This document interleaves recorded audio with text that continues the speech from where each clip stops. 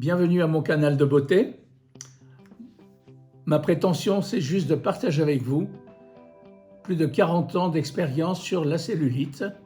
Et vous savez, j'ai lu quelque part que quand on allume une bougie avec une autre bougie, cette bougie continue à être allumée.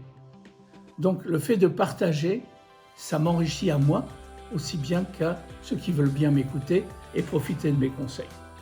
Aujourd'hui, on va voir comment se fait-il qu'une personne, une grande sportive, puisse avoir de la cellulite.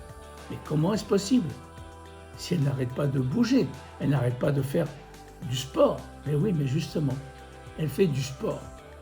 Or, le sport, c'est une accumulation d'exercices. L'exercice, c'est une accumulation de mouvements. Et chaque mouvement produit, chaque contraction musculaire produit de l'acide lactique qui se dépose dans le muscle, principalement au niveau des tendons. Alors vous voyez, c'est très clair. Plus on fait du sport, plus on arrive à auto-intoxiquer les tissus, de faire que la cellulite, qui est une réaction à l'organisme aux toxines qui l'envahissent, eh bien on aura plus de toxines et quelque part ça va augmenter la cellulitis ou même quelquefois la provoquer. Par contre, si nous parlons d'exercice, alors oui, l'exercice c'est très favorable parce que l'exercice consiste à une série de contractions, décontractions. Quand on contracte, le ventre du muscle comprime les vaisseaux et en décontractant, ça fait un relâchement. Donc au niveau vasculaire, lymphatique et veineux, nous avons des constantes contractions, décontractions qui vont favoriser le drainage. Kaufmann parlait d'une véritable onde sanguine au moment où justement un exercice qui est d'ailleurs le meilleur pour la cellulite, qui est la marche. Quand on marche, on fait une série de suivi de contractions, décontractions.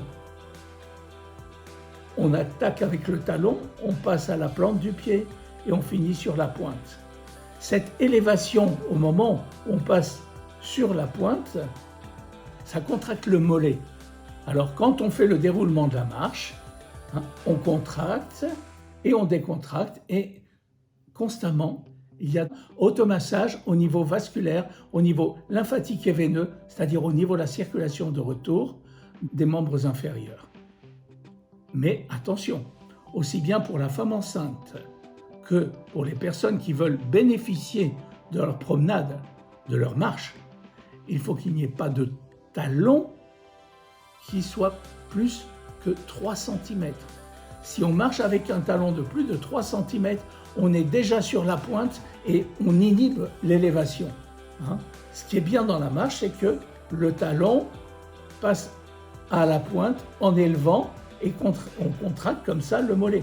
Mais si on est sur la pointe, il n'y aura pas ces contractions parce qu'on est constamment avec une contraction, non, une élévation. Et cette élévation va réellement saccager toute l'efficacité du mouvement de circulation. Donc ça ne sera pas un bénéfice pour la cellulite.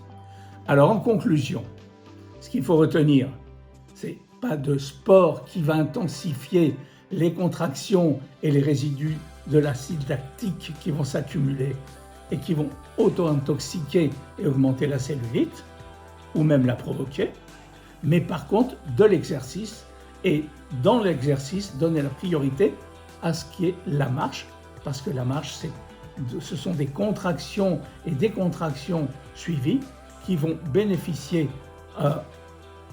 aux membres inférieurs en leur donnant un automassage, en améliorant la circulation de retour lymphatique et veineuse. Je pense que tout est clair et si ça vous a plu, alors mettez un like et souscrivez-vous à mon canal.